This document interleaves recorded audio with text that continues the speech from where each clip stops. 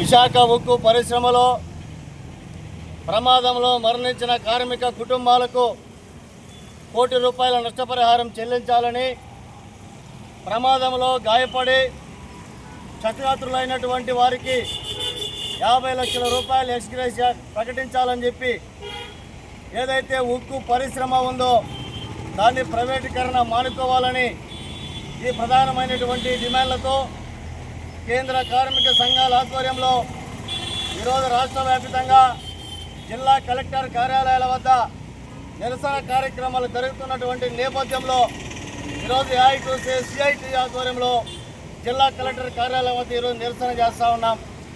ప్రమాదం జరిగిన వెంటనే కార్మిక సంఘాల నేతలు వెళ్ళి అక్కడ ప్రమాదం జరిగినటువంటి తీరునంతా కూడా సందర్శించడం జరిగింది. యాజమాన్య నిర్లక్ష్యం కారణంగా ప్రమాదం జరిగిందని చెప్పడం జరిగింది.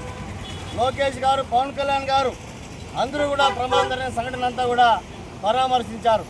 లోకేష్ గారు ఆ సందర్భంగా ఎవరైతే ప్రమాదంలో చనిపోయినారో వారి కుటుంబాలంతా కూడా ఆదుకుంటాం, అందరికీ కూడా పర్మనెంట్ ఉద్యోగాలు ఇస్తామని చెప్పడం జరిగింది.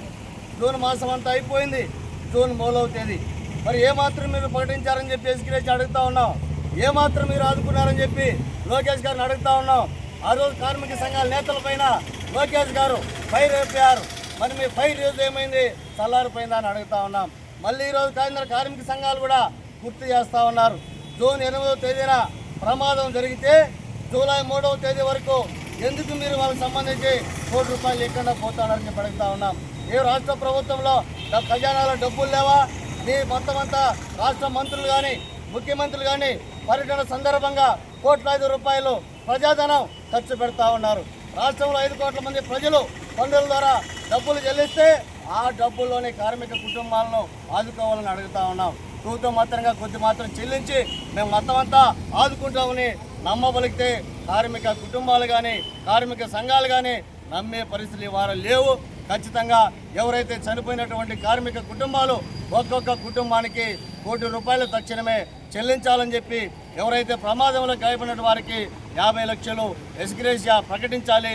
దాని ప్రైవేటు పరం కాకుండా ప్రభుత్వమే నడపాలి, శైలాతులు నడపాలి, ప్రత్యేక గనులు కేటాయించాలని సందర్భంగా మేము డిమాండ్ చేస్తూ ఉన్నాం. విశాఖ ఉక్కు పరిశ్రమే కాదు, ఈ రాష్ట్రంలో అనేక పరిశ్రమల్లో ప్రమాదాలు జరుగుతూ ఉన్నాయి. కార్మికులు దెబ్బలు తింటూ ఉన్నారు, అదేవిధంగా క్షతగాత్రులు అవుతూ ఉన్నారు, ప్రాణాలు కోల్పోతూ ఉన్నారు.